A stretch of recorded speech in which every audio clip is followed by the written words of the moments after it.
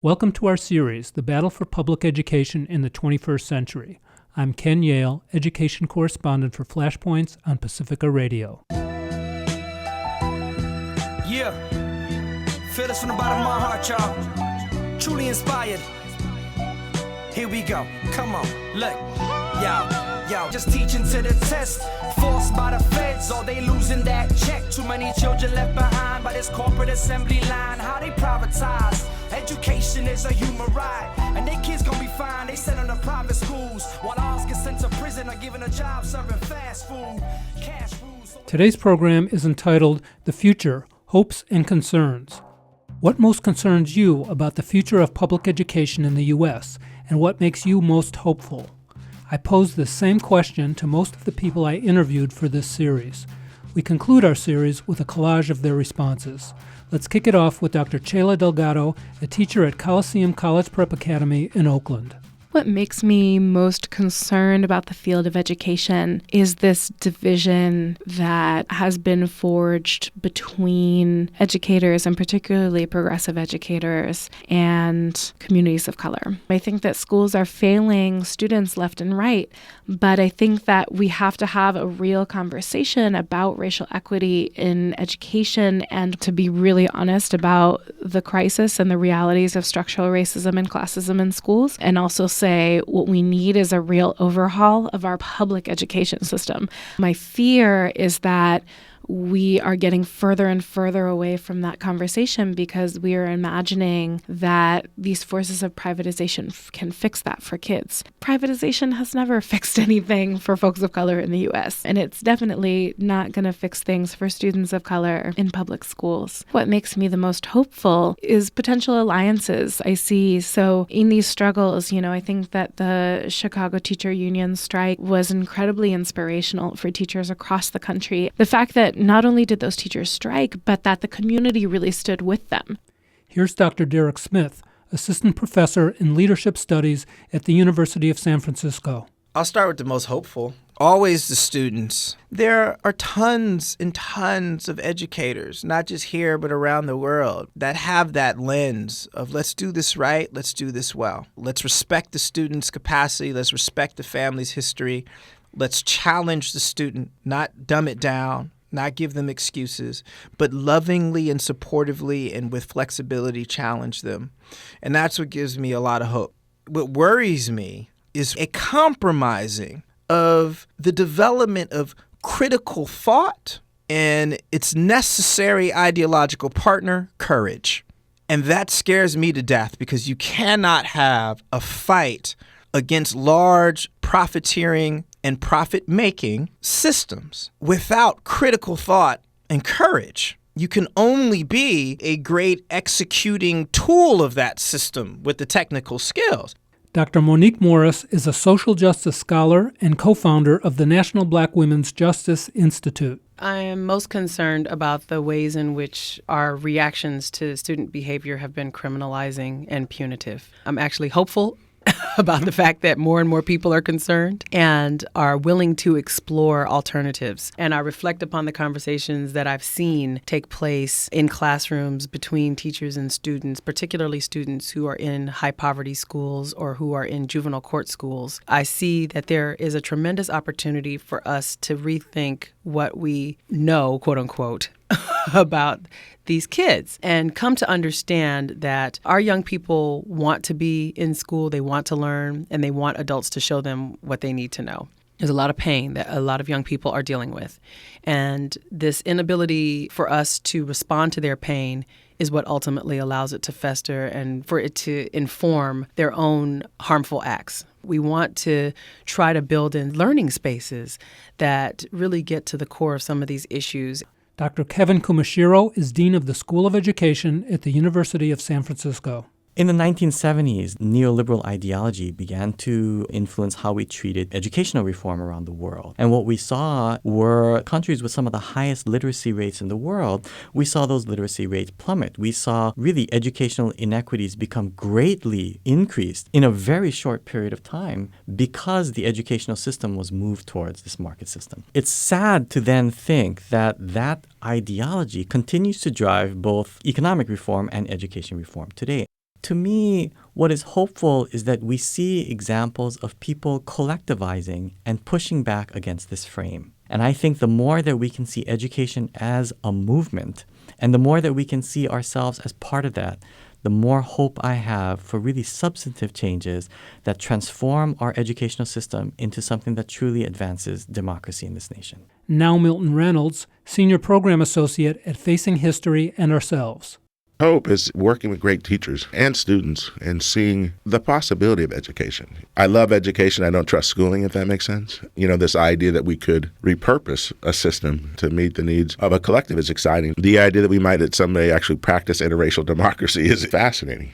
Knowing our history and our challenges in the past, it's not going to be without some complications, but I think there is dignity in struggle. And when you look at the history of communities struggling together, you also see tremendous beauty and collaboration. Things that are concerning are this idea that education is an individual commodity to be gamed. These patterns of trying to control the historical narrative, to me, certainly surface a concern. The impact that people with massive amounts of resources can have on the educational system is a concern.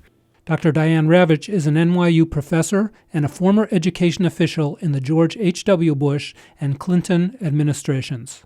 What I'm very encouraged by is the anti-testing movement, because parents realize that their kids are being unnecessarily discouraged and labeled. And as people begin to understand the privatization movement, there are parents organizing against that too, because the privatization movement really has very little to show. If you think about it, all of the pieces of this corporate reform movement have failed. The charter schools do not produce higher performance. Here and there you'll find a charter school that does, but on average the charter schools do not outperform public schools, and yet we're closing down public schools to turn kids and money over to private operators. So I think that there is a growing pushback among parents, and parents are becoming more alert to the threat to public education, and I think that we'll see more of that as time goes by. Dr. Leroy Littlebear is the former chair of Native Studies at the University of Lethbridge, Canada, and at Harvard. What makes me really concerned is what the universities are defending is really Western methodology, not the knowledge, because they're really not about knowledge anymore. I'm hopeful because it's almost as though the native knowledge and the native ways of coming to know are starting to surface. Native studies are popping up all over the place. There are now native universities in existence. The fact that quantum physics thinking is now being discovered as being similar to native ways of thinking, hey, maybe we can look at science from a different angle, because the scientists are starting to say our present ways of doing things, our present methodologies, all they're doing is raising more questions. They're not giving us answers. Molly Raynor and Dante Clark are co-founders of Raw Talent, a performing arts group in Richmond, California. My biggest concern about education is just how there's more and more pressure on testing. To me, like, the number one most important thing that we can teach is critical thinking and questioning and getting students to come up with their own opinions and not just learn how to memorize facts and regurgitate them on tests and forget them the next day. What gives me hope is programs like RISE and RAW and a lot of amazing programs I've seen around the country that take a holistic approach to young people, that think that education is not just what happens in the classroom, but also making sure that there's mental health counseling available, making sure that we use the arts and creativity to approach young people, approaching youth with a lot of different outlets for them to express themselves, and not just telling them you have to come into this class and memorize stuff, walk out, and we'll never see you again. What most concerns me about education is that young people don't know who they are. I had read a quote before that says, if you teach them that their history started as slaves, everything after that will be an accomplishment. What I can hope for is that it's people who will be self-taught and knowing that education is not between 8 and 3 o'clock at this building, but any time that you can learn something and get valid information and cross-reference what you're learning. Next up is Dr. Fanny Rushing. She's a history professor at Benedictine University in Lisle, Illinois, and a former SNCC Freedom School teacher. What makes me the most concerned is the inability of people to think for themselves, the inability of people to think outside the box, the commitment that many people have to following directions. The thing that is the most hopeful is that the 1960s followed the 1950s. And I am always hopeful that even the most conservative periods in our history can be followed by the enthusiasm, the creativity of the 1960s and the demand for change. And I do see young people doing some wonderful things. Alex Mejia is a teacher at Met West High School in Oakland. What concerns me most when progressive folks talk about education is that we sometimes take a reductive view toward education and just look at education in a vacuum. How are we going to transform the economic structure in order to provide not just jobs for everyone, but meaningful work and meaningful activity for people to take part in that they can use to live their lives? We tend to look at education as this great equalizer, when really education is an important piece of the pie, but it's only one piece. And what gives me most hope is people around the world have been rising up in different movements for a long time.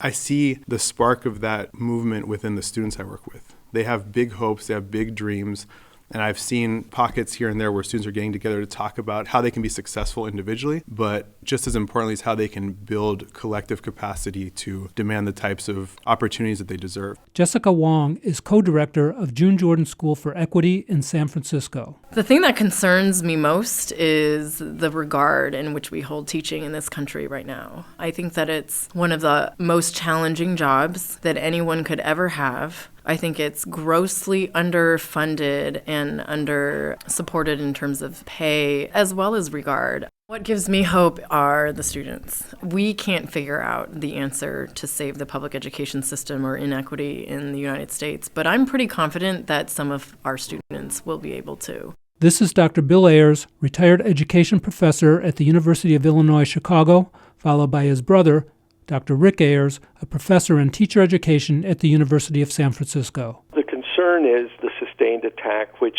while they don't have the people and they don't have the results and they don't have the ethical arguments, they do have a lot of money and power. What makes me most hopeful is that I don't believe that large numbers of young people, large numbers of families are going to go along with it. And the fight back takes all kinds of forms, and it comes at you when you're most surprised and least expect it.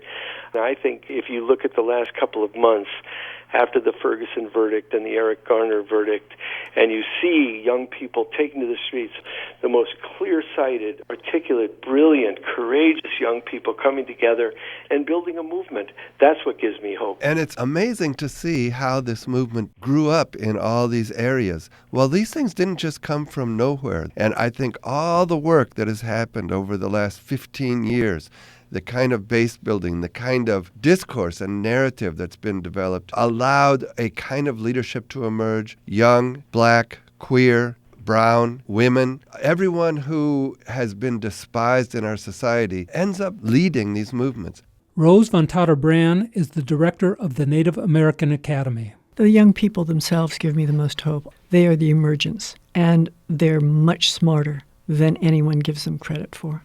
What makes me crazy is the assault on their learning spirits. You know, I have a almost 3-year-old grandson, and I'm working day and night to be certain that he receives a true, authentic education. Not one, not the other, a whole education, because he's a whole being.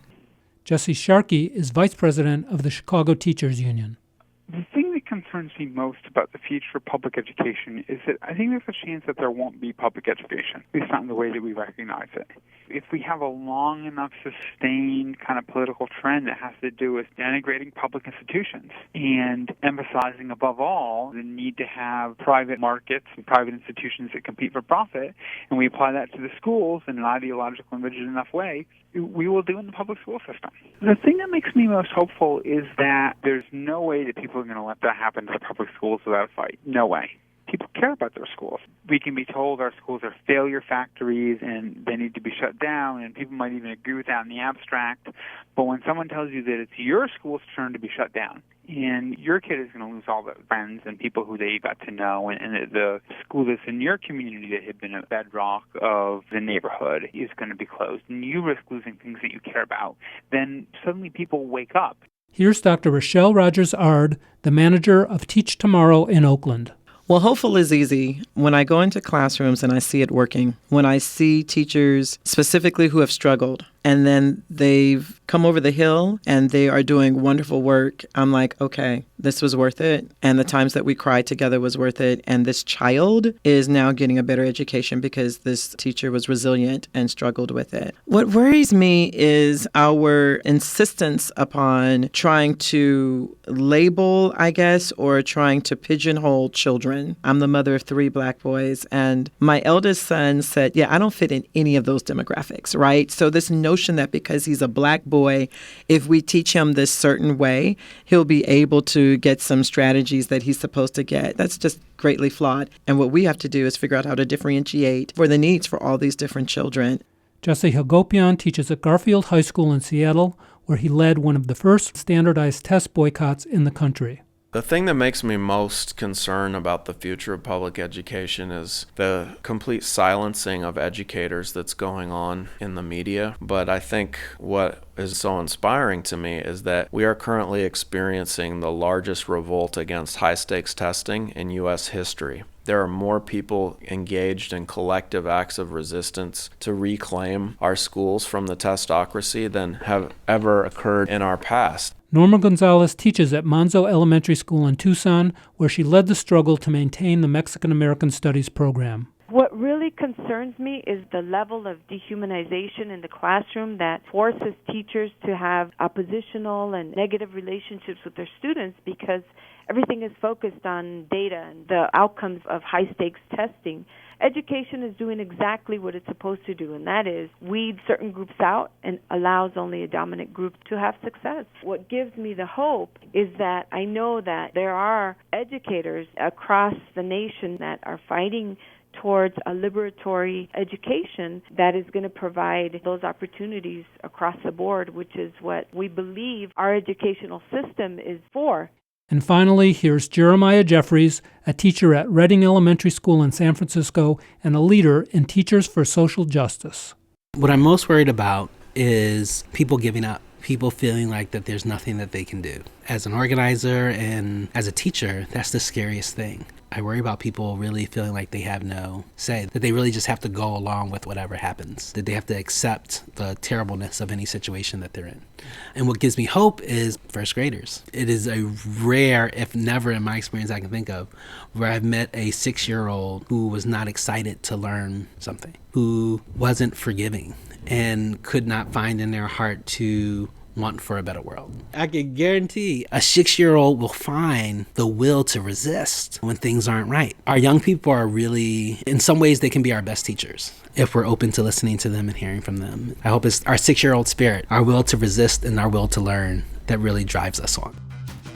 Let's leave it there. While this series is coming to an end, the battle for public education in the 21st century is still raging. Here's my hope and concern for the future of public education. My concern is that many well-intentioned people are being fooled by education corporatizers who have masterfully co-opted the language of progressive educational reform to hide their real agenda.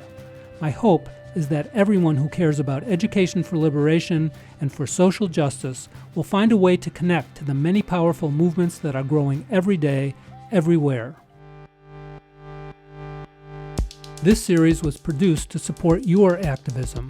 You can continue to access all 15 programs at flashpoints.net.